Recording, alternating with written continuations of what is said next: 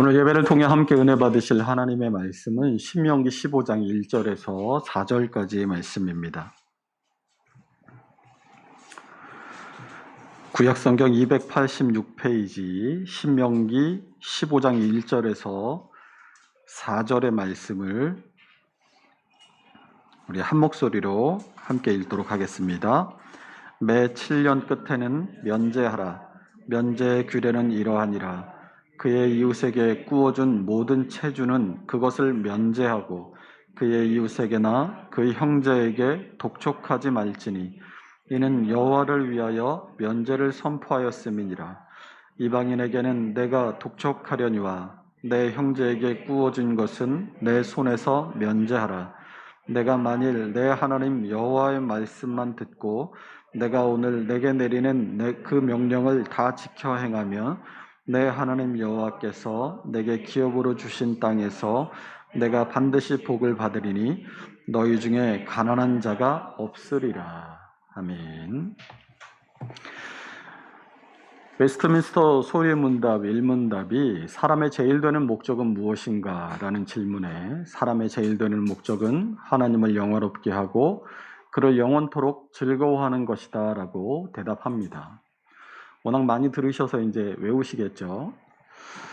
이러한 관점에서 하나님께서 우리에게 주신 율법을 보게 된다면 율법은 우리를 속박하고 괴롭히려는 것이 아니라 하나님에게는 영광이 되고 사람에게는 그 본연의 삶의 참 목적을 찾게 하려는 것이다 라는 것을 발견하게 됩니다.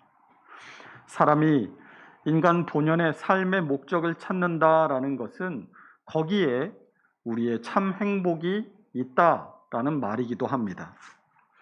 우리는 늘 행복을 갈구하는 존재들입니다. 세상 사람들은 열심히 돈을 벌고 또 공부를 하고 또 여러 가지 사회적인 활동들을 통해서 행복을 찾기 위해 노력합니다. 그런데 사전에서 행복이라는 말의 뜻을 찾아보면 생활에 만족하여 즐겁고 흐뭇하여 느끼는 감정이나 상태라고 정의하고 있습니다. 그러니까 예전에는 행복이 일에서의 성공인 줄 알았습니다. 돈을 많이 벌거나 소유한 상태가 행복인 줄 알았어요. 또는 권력이나 명성을 통해 얻게 되는 것이 행복인 줄만 알았습니다.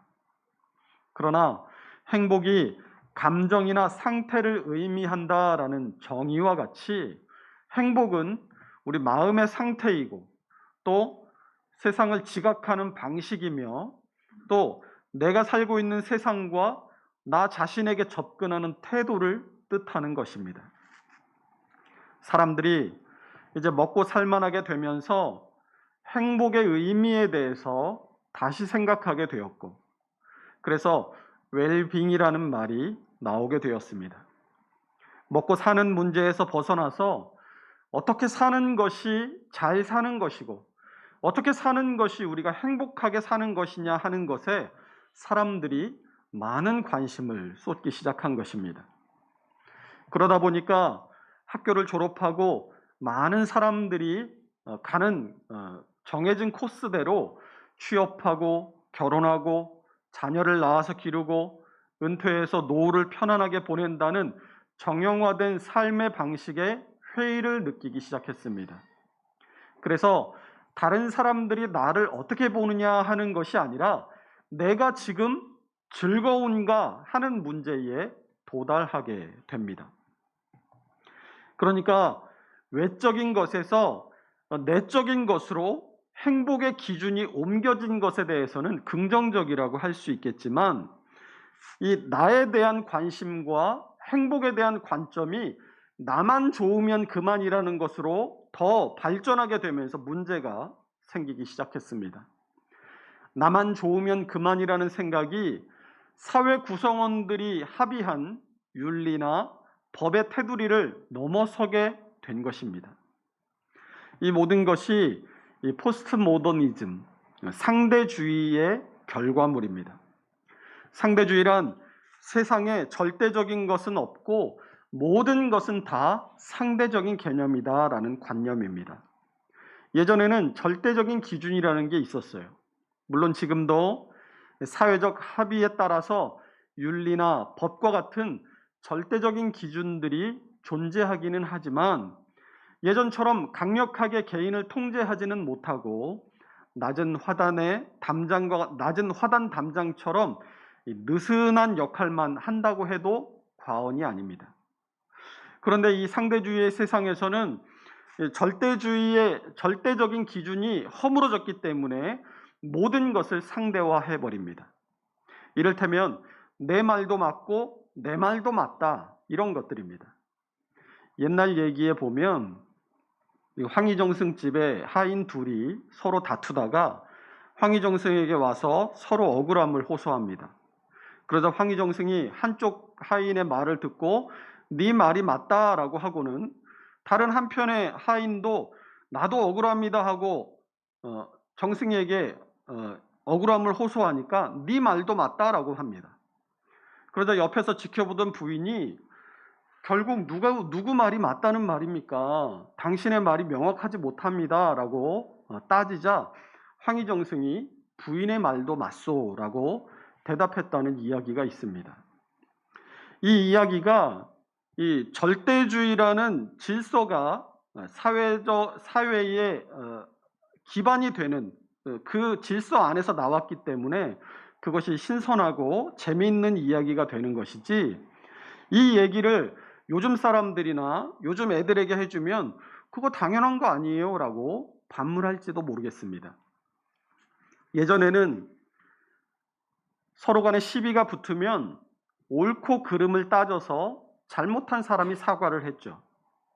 그러나 요즘은 그렇지 않습니다. 옳고 그름을 따지는 것은 서로의 잘못에 얼마나 책임이 있느냐 하는 그 퍼센트를 결정하기 위해서 옳고 그름을 따질 뿐이지, 요즘은 다투고 나서 사과할 때도 당신은 이래저래 해서 이렇게 한 거니까 당신 말도 맞습니다. 하지만 나도 이래저래 해서 이렇게 한 거니까 나도 맞습니다. 이렇게 결론이 난다는 거죠. 이렇게 너도 맞고 나도 맞고가 되는 이유는 이 상대주의의 기준이 이 사회 구성원들이 합의한 이 공동의 선에 있지 않고 자기 자신에게 있기 때문입니다. 그러나 성경은 인생의 참된 행복에 대해서 인생의 참된 행복은 하나님을 아는 것이고 또 그 하나님 안에 거하는 것임을 밝혀주고 있습니다. 요한복음 17장 3절이 영생은 곧 유일하신 참 하나님과 그가 보내신 자 예수 그리스도를 아는 것이니이다 라고 말씀하고 있고, 또 시편 146편 5절이 야곱의 하나님을 자기의 도움으로 삼으며 여호와 자기 하나님에게 자기의 소망을 두는 자는 복이 있도다 라고 말씀합니다. 이처럼 하나님을 알고 그 하나님께 우리의 소망을 두고 살아간다는 것은 세상은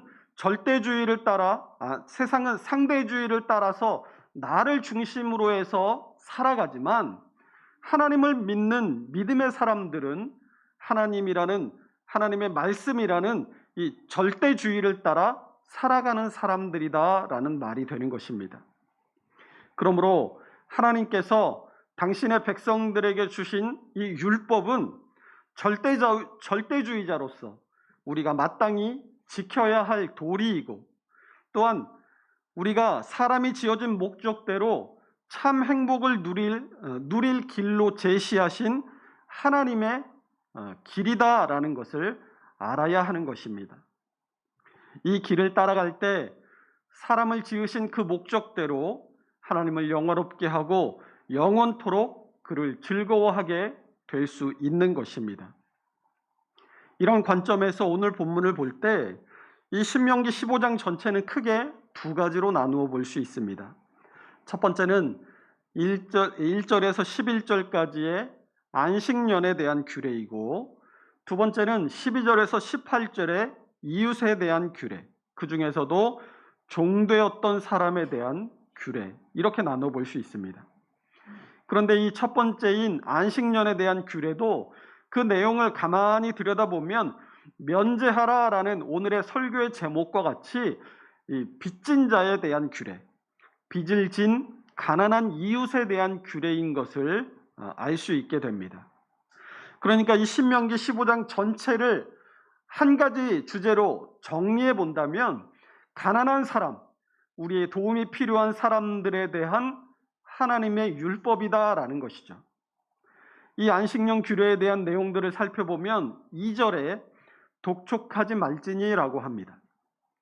또 7절 끝에 내 손을 움켜쥐지 말고라고 합니다. 8절에는 그에게 필요한 대로 쓸 것을 넉넉히 꾸어주라라고 합니다. 또 9절 앞부분에 삼가 너는 마음에 악한 생각을 품지 말라고 말씀하고 있습니다. 이것이 왜 하나님을 영화롭게 하고 그를 영원토록 즐거워하는 일이 되겠습니까? 마태복음 25장 40절에 예수님께서 임금이 대답하여 이르시되 내가 진실로 너희에게 이르노니 너희가 여기 내 형제 중에 지극히 작은 자 하나에게 한 것이 곧 내게 한 것이니라 하시고라고 말씀하십니다. 이 말씀과 같이 예수님은 언제나 가난하고 불쌍한 사람들에게 자신을 동일시하십니다. 그러면 예수님은 잘 먹고 잘 사는 사람은 멀리 하셨나요? 그런 의미가 아니라 우리 모두는 그리스도 안에서 한 형제 자매입니다. 또한 교회의 머리 되신 예수 그리스도와 한 몸인 줄로 믿습니다. 그렇다면 우리 육체의 한 부분이 약하면 다른 부분들이 약한 부분을 도와서 몸을 온전하게 하는 것은 당연한 일입니다. 오른손이 다쳐서 젓가락을 들지 못하는데 왼손이 나몰라라 해버린다면 음식을 먹지 못해서 왼손도 약해지게 될 겁니다. 오른손이 다쳐서 젓가락을 들지 못하게 되면 왼손이 그 일을 돕거나 대신하는 것이 당연한 일이겠죠. 머리 대신 주님의 한 몸 된 공동체로서 이렇게 서로를 돌아보고 약한 부분을 돌보고 돕는 것은 주님의 몸을 온전케 하는 일인 줄로 믿습니다. 이러한 주님의 뜻을 우리가 온전히 따라갈 때 우리는 하나님의 백성으로 하나님의 영광을 온전히 세상에 반영하는 삶을 살게 되는 것입니다. 또한 주님의 뜻을 연약한 우리의 삶을 통해 온전히 이룸으로써 주님의 일에 동참하는 즐거움을 누리게 될 줄로 믿습니다. 하나님의 백성을 온전케 하는 이러한 규례는 12절부터는 더 형편이 어려운 사람에 대한 규례로 심화됩니다. 1절부터 11절까지의 면제에 대한 규정은 형편이 많이 어렵기는 하지만 그래도 자유인에 대한 규정입니다. 그런데 12절부터의 규례는 그보다 더 형편이 어려워서 자신을 종으로 팔아야만 하는 어려운 지경에 있는 사람들을 어떻게 대해야 하는가에 대한 규례를 우리에게 보여줍니다. 우리 12절부터 14절을 함께 읽어보겠습니다. 내 동족 히브리 남자나 히브리 여자가 내게 팔렸다 하자. 만일 6해 동안 너를 섬겼거든 7째 해에 너는 그를 놓아 자유롭게 할 것이요 그를 놓아 자유롭게 할 때에는 빈손으로 가게 하지 말고 내 양무리 중에서와 타작마당에서와 포도주 틀에서 그에게 후히 줄지니 곧 내 하나님 여호와께서 내게 복을 주신 대로 그에게 줄지니라. 아멘. 이러한 자세는 내가 내 돈 주고 샀으니까 너는 이제 내 재산이야 이런 관점이 아니죠. 12절에서 14절의 말씀은 내가 내 돈을 주고 산 그 종이 너의 종이 아니라 하나님의 백성, 너의 형제 자매라는 관점에서 이야기하고 있습니다. 이것은 12절 앞부분에 나오는 내 동족이라는 표현을 보면 알 수 있는데 히브리어에서는 이 동족을 아이카라는 단어를 사용했습니다. 그런데 이 아이카는 너의 형제, 너의 피부치라는 뜻입니다. 그들이 비록 가난해서 자신을 팔아야만 했다 할지라도 그들은 하나님의 백성이요 너의 형제다라는 것입니다. 그래서 14절 끝에 내 하나님 여호와께서 내게 복을 주신 대로 그에게 줄지니라 라고 말씀하고 있어요. 여기서 말씀하고 있는 하나님께서 내게 주신 복이라는 표현이 무슨 뜻이겠습니까? 첫째는 가난한 형제를 받아주고 또 먹고 살게 해주고 그를 자유케 할 때 빈손으로 내보내지 않고 후히 주어서 내보낼 수 있도록 하나님께서 그 채주에게, 주인에게 복을 주신다라는 의미입니다. 얼마나 가난하면 빚을 내었는데도 갚을 길이 없어서 자신이 종이 되어야만 했겠습니까? 그런 형제를 샀다는 것은 하나님의 인애의 차원이 아니고서는 어려운 일입니다.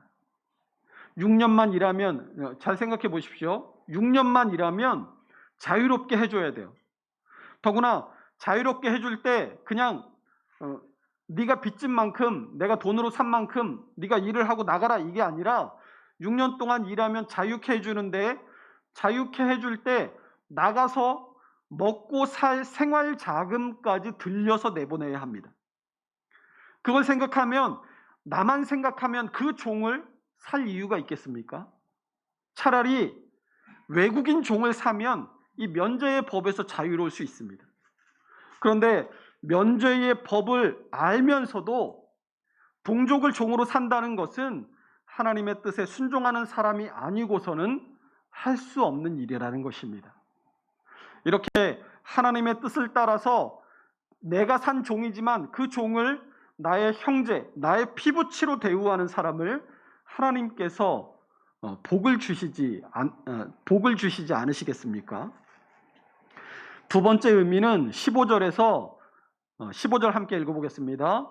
너는 애굽 땅에서 종되었던 것과 내 하나님 여호와께서 너를 속량하셨음을 기억하라.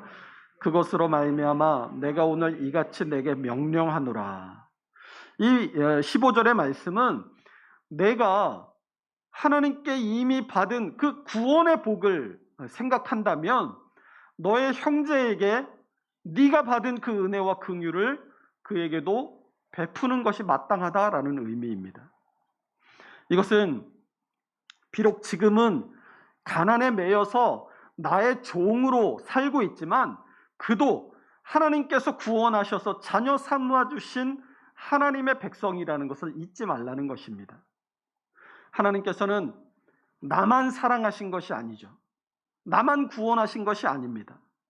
하나님은 여러분 주위에 있는 성도들, 형제 자매들도 사랑하셔서 그들도 그리스도의 핏값을 주고 사셨습니다. 그리고 구원하신 뜻대로 주님의 몸된 공동체로 여기 이렇게 우리를 묶어주셨습니다. 하나님께서 나를 사랑하셔, 하나님은 나를 참 사랑하셔라는 것을 아는 사람이라면 내 옆에 있는 형제 자매들도 지금 하나님의 사랑을 입고 구원받은 사람들임을 우리는 결코 잊어서는 안 되는 것입니다. 하나님께서 사랑하셔서 구원하신 사람을 내가 함부로 대한다면 그것은 하나님의 형상을 파괴하는 것임을 깨달아야 하는 것입니다. 그러므로 우리가 서로를 하나님의 사랑을 입은 한 형제 자매로 알고 주님을 대하듯 서로를 대할 때 하나님께서 우리에게 복과 은혜를 베푸실 것입니다. 에베소서 6장 7절에서 8절 말씀 함께 읽어보겠습니다. 기쁜 마음으로 섬기기를 주께 하듯 하고 사람들에게 하듯 하지 말라. 각 사람이 무슨 선을 행하든지 종이나 자유인이나 주께로부터 그대로 받을 줄을 알미라. 이 세 번째로 하나님께서 복을 주신다는 의미는 빚진 사람이 갚을 길이 없어서 종이 돼서 6년 동안 일을 했어요. 그런데도 그 빚을 다 탕감하지 못했습니다. 혹시 그 빚을 다 탕감하지 못했다 할지라도 18절 하반절 보십시오. 너는 그를 놓아 자유하게 하기를 어렵게 여기지 말라. 그리하면 내 하나님 여호와께서 내 범사에 내게 복을 주시리라 라고 말씀합니다. 18절 앞부분을 다시 보세요. 이 18절 앞부분에서는 그가 6해 동안의 품꾼의 삭새 배나 받을 만큼 너를 섬겼은즉 이라고 말하고 있는데, 이 말은 이 품꾼의 2배에 해당하는 일을 했음에도 그 빚을 다 갚지 못했다는 거예요.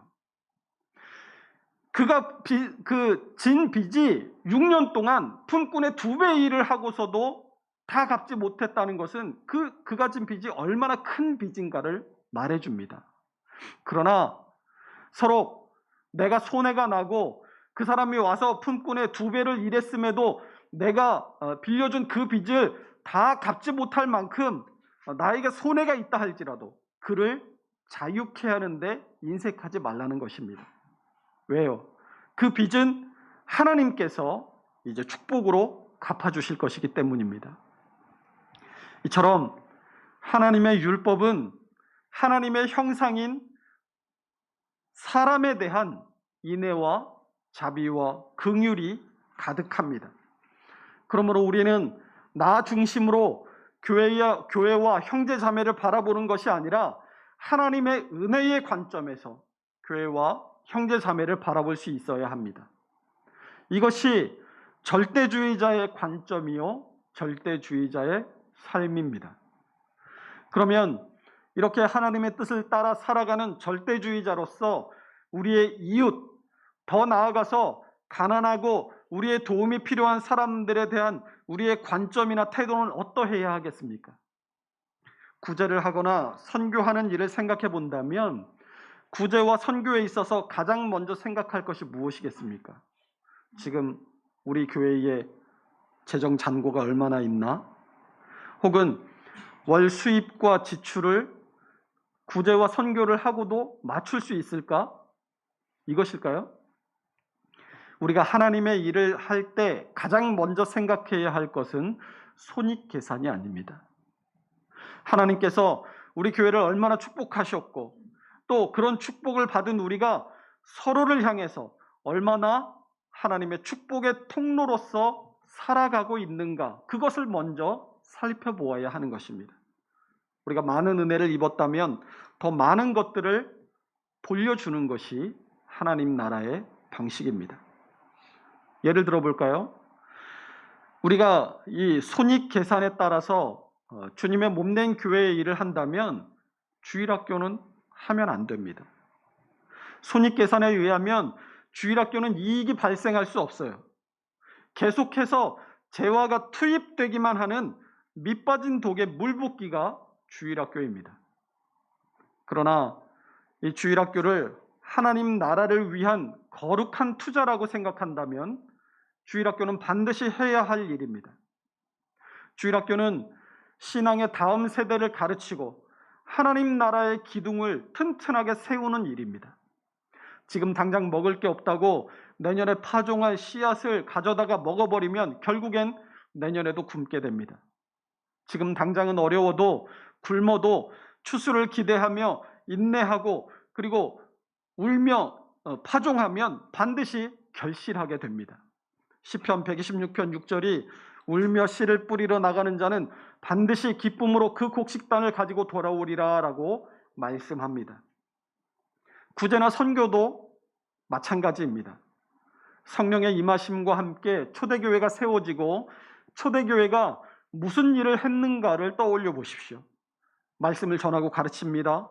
한 마음으로 모여서 기도하고 교제합니다. 가난한 자를 구제합니다. 복음을 들고 땅 끝으로 나아갑니다. 그래서 교회론에서 교회의 이 5가지 핵심 사역을 예배와 선교와 교육과 섬김과 사귐, 교제라고 말을 합니다. 이 5가지 핵심 사역을 교회는 꼭 감당해야만 합니다. 주일학교는 교육, 가르치는 사역입니다. 또 구제는 섬김의 사역입니다. 선교와 전도는 전도의 사역입니다. 그런데 재밌는 것은 이 사귐, 교제도 교회가 감당해야 할 5가지 핵심 사역 가운데 하나로 꼽고 있다는 겁니다. 만나서 먹고 놀고 한담하는 것은 사역이 아니죠. 그런데 이 교제를 교회의 5가지 핵심 사역의 하나로 꼽는 것은 사귐, 그 교제가 사역이 되기 위해서는 예수 그리스도께서 그 모임의 중심에 계셔야만 한다라는 것을 말해주는 것입니다. 예수 그리스도가 그 모임에서 빠져 있다면 교회의 핵심 사역으로서의 교제라고 말할 수 없습니다. 교회의 이름으로 모였다 할지라도, 그리고 교회의 구성원들이 모였다 하더라도 그것은 그냥 모임일 뿐입니다. 예수 이름으로 모였다면 말씀을 나누고, 또 말씀을 통해서 받은 서로가 삶 가운데서 주님께서 선하신 은혜로 베풀어 주신 그 은혜를 서로가 나누고, 또 서로의 어려움과 아픔을 같이 돌아보고 함께 기도하며 격려하는 일이 그 모임 가운데 있어야 한다라는 것입니다. 그래야 사귐, 교제가 교회의 핵심 사역으로서의 사귐, 교제가 되는 것입니다. 이 교회의 5가지 핵심 사역은 다시 크게 2가지로 나누어집니다. 모이는 교회, 흩어지는 교회입니다. 모이는 교회가 뭐겠어요? 우리 모이면 뭐예요? 모이면 예배하죠. 또 모이면 성경 공부, 가르치죠. 또 모이면 뭐합니까? 사귐이 있어요. 교제를 합니다. 이 모이는 교회는 모여서 예배하고 가르치고 교제가 이루어지는 것이 모이는 교회입니다. 그럼 흩어지는 교회는 뭐가 남아요? 섬기는 것, 그리고 선교하는 것, 이 2가지가 남습니다. 섬기는 일은 물론 예수 믿는 우리 서로가 서로를 섬기는 것은 뭐 당연한 일이고, 그리스도인으로서 세상을 섬기는 섬김이 있어야 한다는 것입니다. 예수 안 믿는 친구만 우리 중에도 예수 믿는 친구만 있고 예수 안 믿는 친구는 없다 하는 분들은 회개하시기 바랍니다. 농담을 했는데 너무 진지하게 받아들이시면 안 됩니다. 여러분 주변에 잘 한번 친구들을 살펴보세요. 교제하는 분들을 살펴보십시오. 예수 믿는 사람만 있습니까? 아니면 예수 믿는 사람도 있고 예수 안 믿는 사람도 있습니까? 예수 안 믿는 친구들과도 교제가 있어야, 사귐이 있어야 그들을 섬김으로써 그들에게 예수 그리스도를 드러내고 복음의 문으로 인도할 수 있습니다.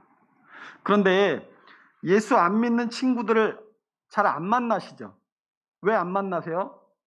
영적으로 안 맞아요. 당연하죠. 영적으로 안 맞는 것은 당연한 겁니다. 그러나 교회의 사명과 주 예수께서 우리에게 주신 사명을 감당하려고 할 때 영적으로 안 맞는 것, 세상으로부터 비난과 비아냥과 핍박을 당하는 것 다 감당해야 합니다. 그래야 교회를 이 땅에 세우신 주님의 뜻을 온전히 이룰 수 있게 됩니다. 이것은 이 교회의 또 다른 핵심 사역인 이 선교와도 연결이 됩니다. 그래서 교회는 모이면 예배하고 가르치고 사귐을 가지고, 흩어지면 섬기고 선교해야 합니다. 가만히 들여다보면 우리 그리스도인들의 삶이 이 교회의 5가지 핵심 사역의 틀 안에 다 들어 있습니다. 모여서 예배하고 말씀 배우고 은혜 나누고 흩어지면 세상을 섬기고 복음을 전하는 것이죠. 그러므로 구제와 선교도 주일학교와 마찬가지로 손익계산이 우선이 아니라 하나님의 은혜를 먼저 생각하고, 그 은혜를 어떻게 하면 우리가 잘 흘려보낼 수 있을까를 생각하는 하나님의 축복의 통로로서의 역할을 먼저 생각해야 하는 것입니다. 그래서 우리가 하나님의 축복의 통로라면 하나님께서 주신 이 축복과 은혜를 우리가 뚝이 되어서 막아서지 않고 흘려보내는 것이 중요합니다. 막히고 고이면 썩게 마련입니다. 썩을 수도 있다가 아니라 반드시 썩게 됩니다. 당연히 썩어요. 그래서 물은 흐르는 것이 중요한 것처럼 하나님의 축복과 은혜도 반드시 흘려보내는 것이 중요합니다. 우리 교회는 하나님의 축복의 통로가 되어서 하나님께서 우리에게 주신 은혜와 축복을 따라 세상을 향해 그 하나님의 은혜와 축복을 흘려보내야 할 줄로 믿습니다. 하나님의 율법 속에 담긴 그 하나님의 마음이 가난하고 도움이 필요한 우리의 이웃들을 향해 열려 있기 때문입니다. 그러므로 우리 모두가 이 율법 안에 담긴 하나님의 은혜와 자비를 발견하고 그것을 발견했다면 우리를 먼저 세상으로부터 불러내셔서 축복의 통로 삼으신 하나님의 뜻을 깨달아 알고 그 하나님의 뜻을 날마다 실천하며 살아감으로써 우리를 지으신 목적대로 하나님께는 영광이요 또 하나님을 영원토록 즐거워하는 인생 본연의 참된 행복을 누리며 살아갈 수 있는 하나님 나라의 백성들이 다 될 수 있으시기를 주님의 이름으로 축원합니다. 기도하겠습니다.